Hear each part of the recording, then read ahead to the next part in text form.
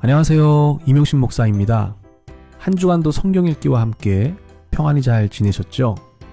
우리가 말씀을 가까이 할 때요, 하나님께서 큰 은혜를 주시겠다고 약속하셨습니다. 매일매일 말씀의 은혜가 넘쳐나는 우리 모든 소양가족이 되기를 예수님의 이름으로 축복하겠습니다. 자, 오늘은 세 번째 시간입니다. 성경 통독을 위한 시가서 개관을 함께 시작하도록 하겠습니다. 지난주 우리는 구약 성경의 장르에 대해서 살펴봤습니다. 구약 성경은 모두 세 가지 장르가 있다고 했습니다. 그 세 가지 장르가 무엇이죠? 네, 바로 역사서, 시가서, 예언서입니다. 자, 성경 맨 앞에 있는 이 성경 목록을 보면요, 금방 알 수 있다고 했습니다. 자, 창세기부터 에스더까지 이렇게 17권이 역사서이고요. 자, 그 다음 욥기부터 아가서까지 이렇게 5권이 시가서입니다. 자, 그리고 그 다음부터 이 이사야부터 시작해서 말라기까지 이렇게 17권이 예언서라고 했습니다. 자, 이렇게 해서 역사서 17권, 시가서 5권, 또 예언서 17권. 자, 이것들을 모두 합치면 이제 구약 39권이 되는 것이죠. 자, 제가 왜 장르 얘기를 다시 하냐면요, 이 장르별로 이 계시의 성격이 좀 다르기 때문입니다. 자, 장르별로 계시의 성격이 다르다? 자, 이게 무슨 말인지 좀 더 얘기를 진행해 보도록 하겠습니다. 자, 먼저 역사서를 보겠습니다. 이 역사서는요, 이 성경의 중심 이야기라고 했습니다. 그래서 이 역사서 안에는요, 우리가 알고 있는 모든 이야기들이 다 들어가 있어요. 천지창조 이야기, 에덴 동산 이야기, 또 뭐 사사들의 이야기, 그리고 다윗 왕 이야기 같은 이런 성경의 모든 중심 이야기들이 다 이 역사서에 기록되어 있는 것이죠. 자, 그럼 여기서 중요한 질문 하나를 던져봅니다. 자, 과연 이런 이야기들은 이게 어떻게 기록된 것일까요? 자, 특히 창세기 1장에 보면요, 하나님이 천지를 창조하시는 장면이 나오잖아요.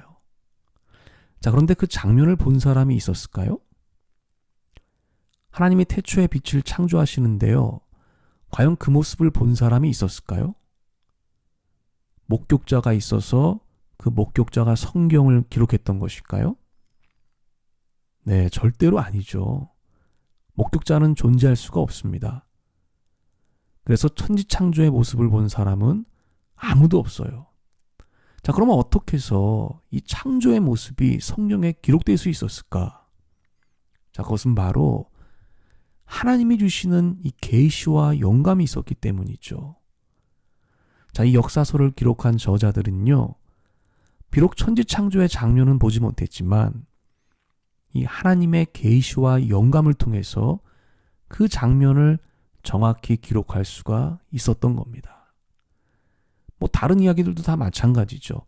노아 이야기나 아브라함 이야기나 다윗 이야기도 다 하나님이 내려주신 그 계시와 영감을 통해서 기록할 수가 있었던 거예요. 자, 이것은 예언서도 마찬가지입니다. 자, 예언서가 어떤 책이었죠?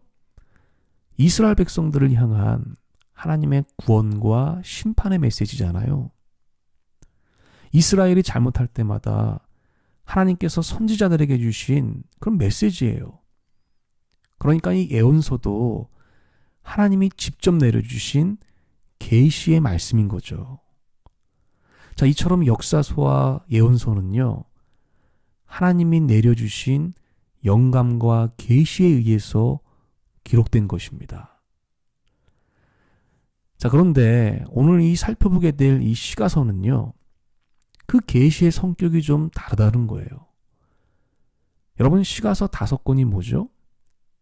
자, 시가서는 욥기, 시편, 잠언, 전도서, 아가서입니다. 이 5권은요, 물론 하나님의 영감에 의해서 쓰여진 책들이죠.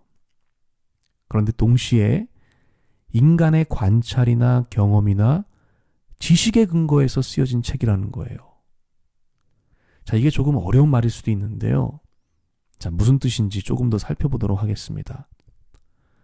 자, 우리가 시편을 보게 되면요, 그 시를 설명해주는 표제어가 있습니다. 자, 그 표제어에 보면요, 그 시를 지은 저자가 나오죠. 자, 한번 성경이 있으시면 이 시편 3편을 한번 펴보세요. 시편 3편이요. 자, 이 시편 3편을 보면요, 그 표제어에 뭐라고 돼 있냐면, 다윗이 그의 아들 압살롬을 피할 때에 지은 시, 이렇게 돼 있습니다. 자, 누가 지었다고 나오죠? 다윗이 지었다고 말합니다. 자, 그런데 언제 지었다고 나옵니까? 압살롬을 피할 때 지었다고 말합니다. 자, 다윗에겐 이 압살롬이라고 하는 훌륭한 아들이 있었어요.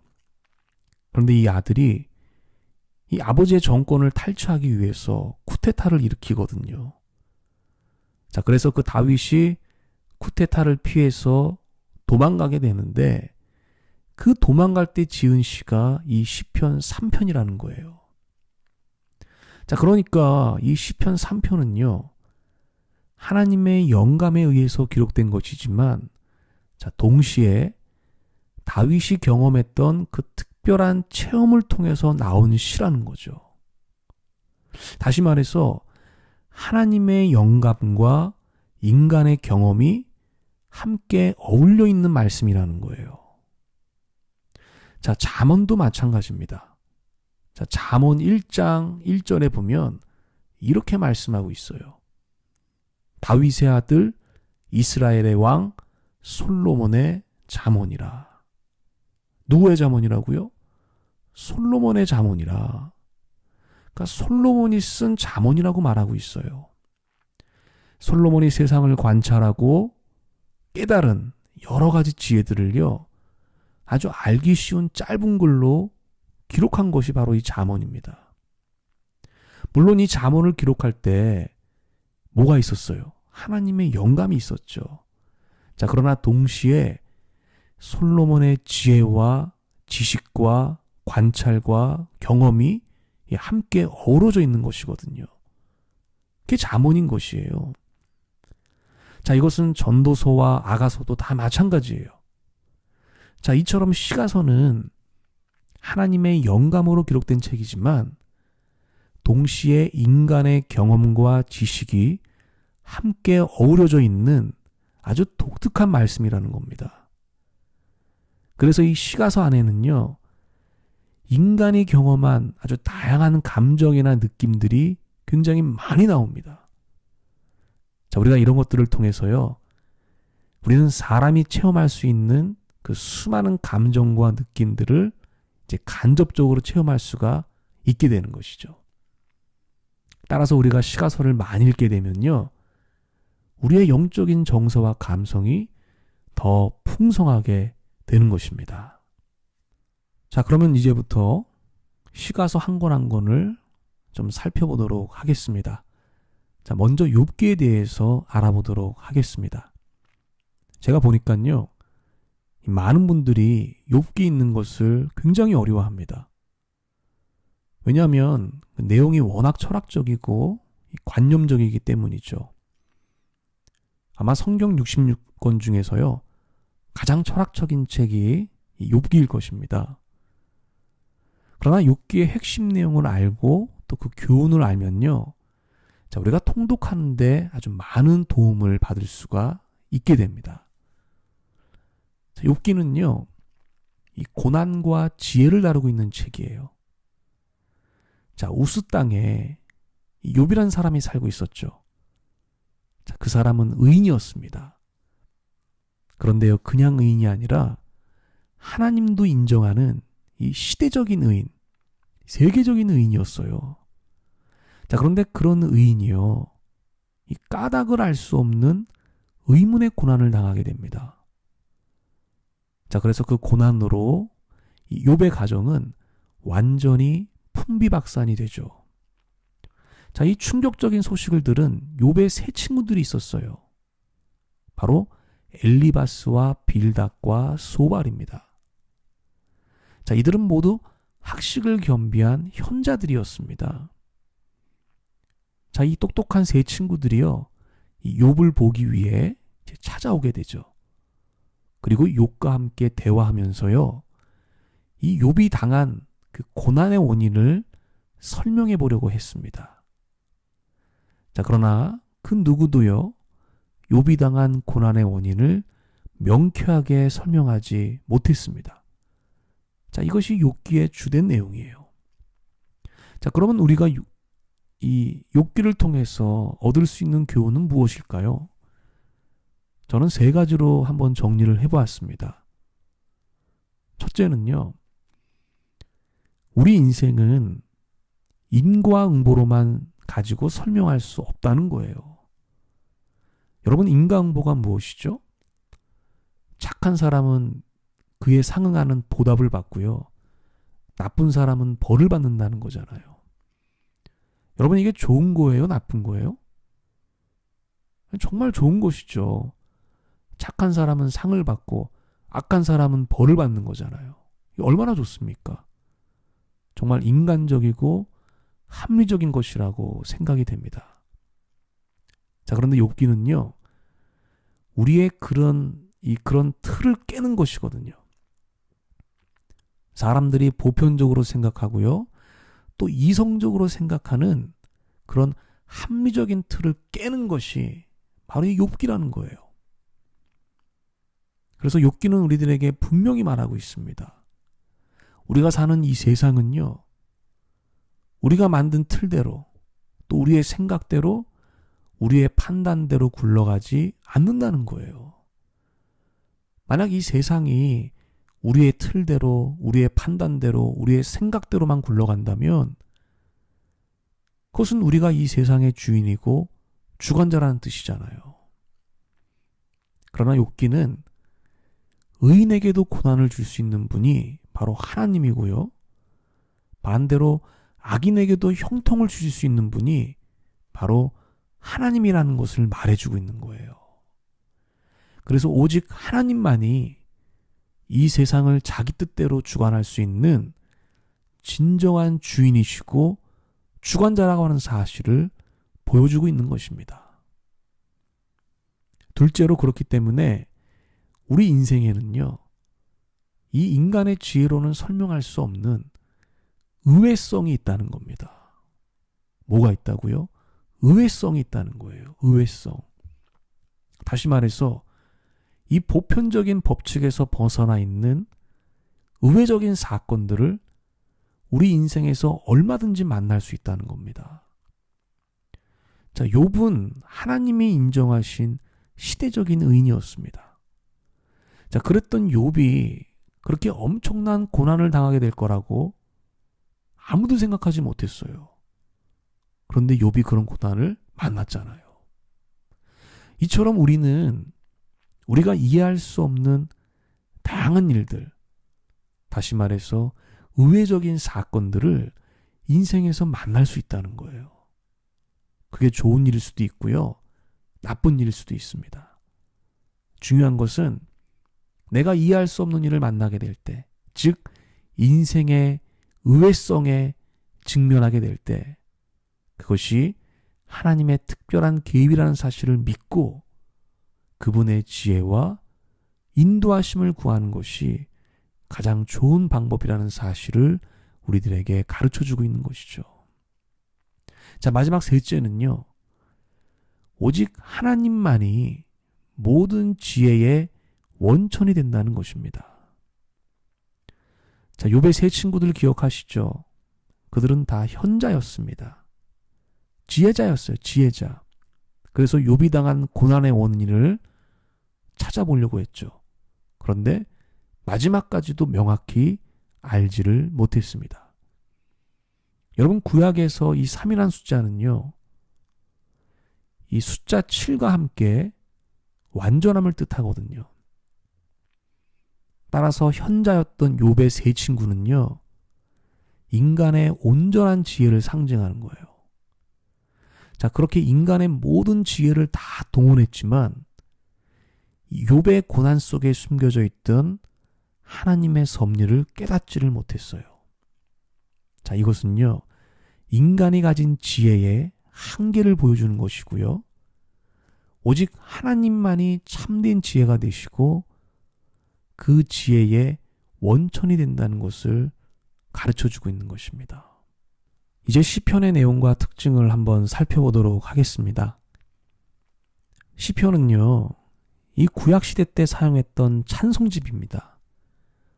모두 150편으로 편성되어 있고요. 하나님을 예배할 때 사용했던 찬양들입니다. 저는 개인적으로 이 구약에서 시편을 가장 좋아하는데요. 시편을 읽다 보면 이 다양한 삶의 체험들을 만날 수가 있기 때문입니다. 하나님을 경배하는 찬양도 있고요. 또 간장이 끊어질 것 같은 탄식도 나오고요. 또 강구나 감사나 기쁨이나 또 원한이나 어떤 복수심, 또 증오나 미움 같은 이런 인간 내면 안에 있는 어떤 이 솔직한 감정과 생각을 그대로 표현하고 있거든요. 그래서 이제 시편을 읽을 때 더 많이 공감이 되는 것 같습니다. 자, 이 시편은 약 1000년에 걸쳐서 쓰여졌고요. 다양한 저자들이 있습니다. 모세, 다윗, 솔로몬, 고라자손, 아삽 등이 이 주 저자이고요. 작자 미상도 150편 중에서 약 50편 정도가 됩니다. 자, 그러면 가장 많은 시편을 쓴 저자는 누구일까요? 네, 바로 다윗입니다. 자, 다윗이 확실히 쓴 것은 74편이고요. 이 작자 미상에서 다윗이 쓴 걸로 보이는 것까지 다 합치면은 한 80편 정도가 됩니다. 그러니까 시편의 절반 이상을 이 다윗이 쓴 것이죠. 자, 이 시편 150편은요, 이 5권으로 분류가 돼요. 자, 우리가 보는 성경에도 정확히 분류가 되어 있는데요. 아마 많은 성도님들이 잘 모르고 계세요. 자, 그래서 1권은 1편에서 41편까지고요. 2권은 42편에서 72편까지고요. 3권은 73편에서 89편까지고요. 또 4권은 90편에서 106편까지입니다. 자, 그리고 마지막 5권은요. 107편에서 150편까지입니다. 자, 이렇게 시편은 5권으로 분류가 되어 있어요. 자, 그런데 재밌는 것은요. 이 5권의 분류가요. 거의 정확히 이 남유다 왕국의 역사를 보여준다는 거예요. 참 신기하죠. 이 시편 전체가, 이 150편 전체가요. 다윗 왕조 이야기의 축소판이라는 거예요. 자, 제가 이렇게 정리를 좀 해봤습니다. 시편 150편이 5권으로 분류가 되는데요. 이 5권의 내용을 보면요. 이게 남유다 왕국 이야기의 축소판 같다는 거예요. 신기하게도. 자, 1권은요. 이 다윗과 사울의 갈등 속에서 나온 시들이 많이 있습니다. 자, 그리고 2권은요. 다윗의 통치에 관한 시들이 많이 있고요. 자, 3권은 이 아수르의 위협에 대한 내용들이 많이 나옵니다. 자, 그리고 4권은요. 이 성전 파괴와 유배 생활에 대한 내용이 나와요. 그리고 마지막 5권은요. 이 포로 귀환과 이 새 시대에 대한 찬양이 나오게 됩니다. 자, 이렇게 시편 전체가 다윗 왕조를 조망하고 있다는 것을 기억하시고 시편을 한번 읽어보시기를 바랍니다. 이제 다음으로 잠언을 살펴보도록 하겠습니다. 잠언은 앞서 잠깐 얘기했지만 이 솔로몬이 지은 지혜 글들입니다. 물론 다른 저자들도 있어요. 그런데 이 솔로몬이 주 저자이기 때문에 통상 솔로몬의 잠언이라고 말합니다. 자, 잠언은요, 이 지식과 지혜를 매우 강조해요. 우리 인생에 있어서 가장 중요한 것을 하나 꼽으라고 한다면 그것은 지식과 지혜라고 얘기합니다. 자, 심지어 금이나 은이나 이 보석보다도 더 가치 있는 것이 이 지혜와 지식이라고 말하고 있어요. 그래서 우리가 잠언을 읽으면요, 어리석은 자는 슬기롭게 되고요, 젊은 사람들은 지식과 분별력을 얻게 된다고 말하고 있습니다. 자, 그래서 지혜를 사모하는 분들이 계시다면요, 이 잠언을 많이 읽어보시길 바랍니다. 그럼 정말 우리가 더 슬기롭게 되고 더 명철하고 총명하게 될 것이라는 거예요. 자, 그리고 하나님을 경외하는 것이 모든 지혜의 근본이 된다고 말하고 있습니다. 또 잠언은요, 이 세상에서 우리가 어떻게 잘 살 수 있는지를 알려줘요. 자, 여기서 잘 산다는 것은요, 부자가 된다는 게 아니에요. 의미 있는 인생, 보람된 인생을 말하는 겁니다. 자, 하나님이 지으신 이 세상엔요, 하나님의 성품이 깃들여져 있는 어떤 보편 질서가 있다는 거예요. 그래서 그 질서에 순응하면서 살아가면요, 그게 하나님 성품에 참여하면서 살아가는 것이기 때문에 더 선하고 더 행복한 인생을 살 수 있다고 가르쳐 줍니다. 자, 그러면 그 보편 질서는 무엇일까요? 네, 제가 것들을 이렇게 정리해 봤습니다. 자, 이것이 잠언에서 말하는 보편 질서입니다. 자, 잠언은 이 권장하는 것과 금하는 것을 말하고 있어요. 그래서 이것을 지키고 살면 우리 인생이 더 선하고 행복한 인생이 된다고 말합니다. 그러면 한번 이 권장하는 것만 읽어보도록 하겠습니다. 자, 하나님을 경외하는 것, 지식과 지혜를 소유하는 것, 정직, 근면, 친절, 관용, 용서, 진실함, 인내, 겸손함, 즐거움, 충성, 절제, 자기통제입니다. 이게 모두 14가지인데요. 이 14가지에 하나님의 은혜가 더해지게 되면 우리가 이 땅에서 더 선하고 더 행복하고 더 영향력 있는 인생을 살게 된다는 거예요. 우리 모든 소양의 가족분들이 이런 인생을 살게 되기를 제가 기도하겠습니다. 이제 다음으로 전도서를 살펴보겠습니다. 아마 전도서를 읽어본 분들은 아시겠지만요, 이 전도서도요, 이게 욥기만큼 굉장히 심오한 책입니다. 자, 그러나 중심 내용은 명확합니다. 중심 내용은요, 인생의 허무함과 공허함이에요. 자, 인생이란 원래 힘들고 불공평한 것이다. 그리고 그 누구도 죽음을 피해갈 수 없다. 그리고 죽으면 모든 것이 끝이고 공허하다. 자, 이게 전도서의 핵심 내용이에요. 자, 그래서 전도서는요, 이 인생의 무상함에 대해서 반복적으로 말하고 있습니다. 그러면 전도서의 결론은 인생의 무상함이냐? 그게 아니에요. 이 전도서의 결론은요, 이겁니다. 인생의 공허함과 허무함을 벗어날 수 있는 유일한 길이 있는데, 그것은 바로 하나님 안에서 인생의 의미를 찾는 거라는 거예요. 자, 전도서를 기록한 사람이 이 솔로몬으로 알려져 있는데요. 이 솔로몬이요, 인생의 참된 의미를 찾기 위해서 5번의 시도를 하게 돼요. 자, 자기가 하는 일에서 찾아봤고요, 쾌락에서도 찾아봤고요, 물질에서도 찾아봤고요, 지혜에서도 찾아봤고요, 마지막 권력에서도 찾아봤어요. 자, 이렇게 5번을 시도하면서 삶의 진정한 의미를 찾아봤는데요, 전혀 찾을 수가 없었다라고 고백합니다. 다 허무한 것으로 끝나버렸다고 얘기해요.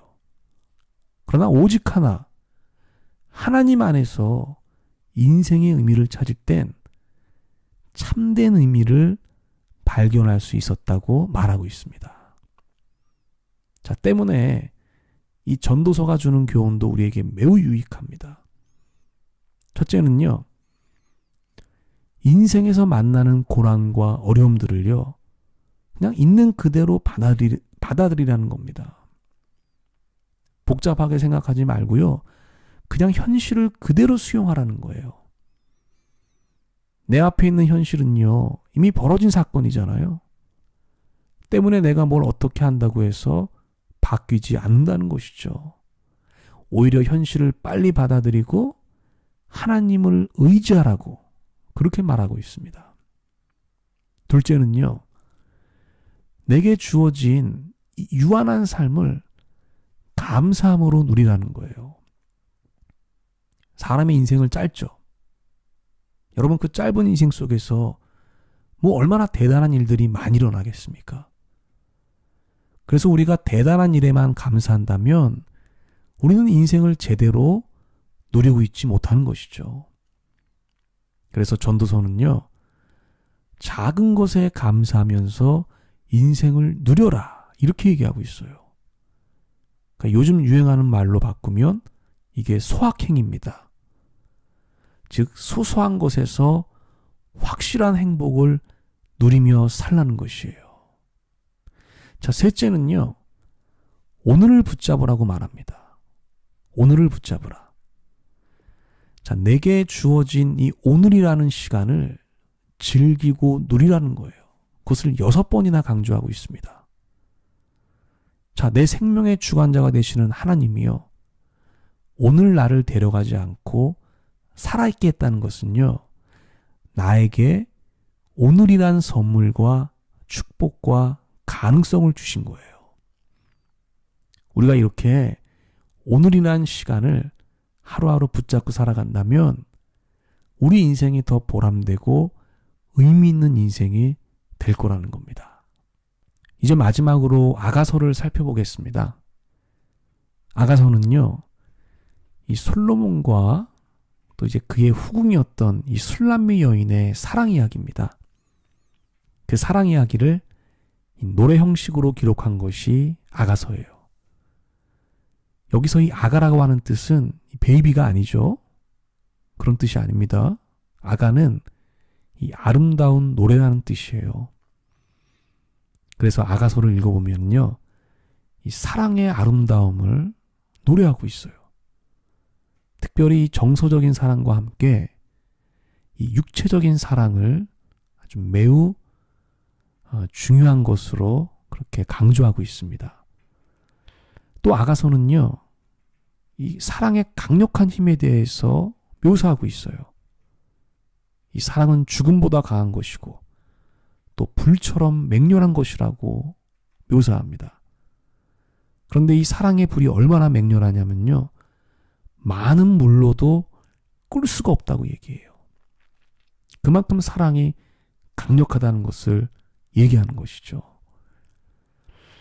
자, 따라서 이 아가서는요, 이런 강력한 사랑을 통해서 이 하나님이 창조하신 부부의 사랑이 얼마나 큰 사랑인지를 가르쳐주고 있고요. 또 하나님과 우리들의 사랑도 그만큼 뜨거운 사랑이라고 설명해주고 있습니다. 아마 이 아가서를 읽어본 분들이 많이 없을 것 같아요. 뭐 설교 본문으로 자주 나오는 것도 아니고요. 솔직히 일부러 읽지 않는 이상은 잘 모르실 수도 있습니다. 그럼 이번 기회에 이 아가서를 꼭 한번 읽어보시기를 바랍니다. 사랑에 대해서 많은 것들을 얻게 되는 시간이 될 것입니다. 이렇게 해서 이제 시가서 5권을 좀 대략 살펴봤는데요. 이 각각의 시가서가 강조하는 또 이 지혜를 한번 정리해 볼 수가 있습니다. 자, 욥기는요, 이 고난의 신비와 유익함에 대해서 말하고 있고요. 오직 하나님만이 모든 지혜의 원천이 된다는 것을 알려주고 있습니다. 또 시편은요, 예배의 신비와 유익함에 대해서 말하고 있고요. 하나님과 일상 가운데서 동행하는 것이 참된 지혜라는 것을 알려주고 있습니다. 또 잠언은요, 이 지혜와 지식의 신비, 그 유익함에 대해서 말하고 있고요. 여호와를 경외하는 것이 지혜임을 알려주고 있습니다. 또 전도서는 이 허무의 신비와 유익함에 대해서 말하고 있고요. 그 허무 안에서 하나님께 참된 의미를 찾는 것이 진짜 지혜임을 알려주고 있습니다. 또 이제 마지막으로 아가서는요, 이 사랑의 신비와 유익함에 대해서 말하고 있어요. 그 사랑을 지키고 행하는 것이 진정한 지혜라는 것을 말해주고 있습니다.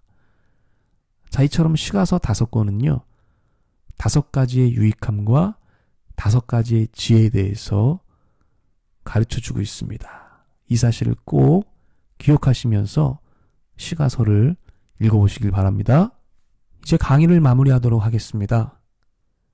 오늘 강의는 이 성경 통독을 위한 시가서 개관이었습니다. 시가서는요, 이 구약 성경에서 가장 독특하고 또 유익한 책입니다. 하나님의 영감 안에서요, 인간의 경험과 지식이 함께 어우러진 책이기 때문에 우리에게 더 많은 공감을 불러일으킵니다. 또 우리의 영적인 감수성을 높이는 데도 좋고요. 실제 우리가 어떻게 살아가야 할지에 대한 좋은 방법들을 배울 수 있는 그런 성경책입니다. 자, 아직 성경 통독을 시작하지 못한 분이 계시다면요, 지금 당장 성경 통독을 시작해 보시길 바랍니다.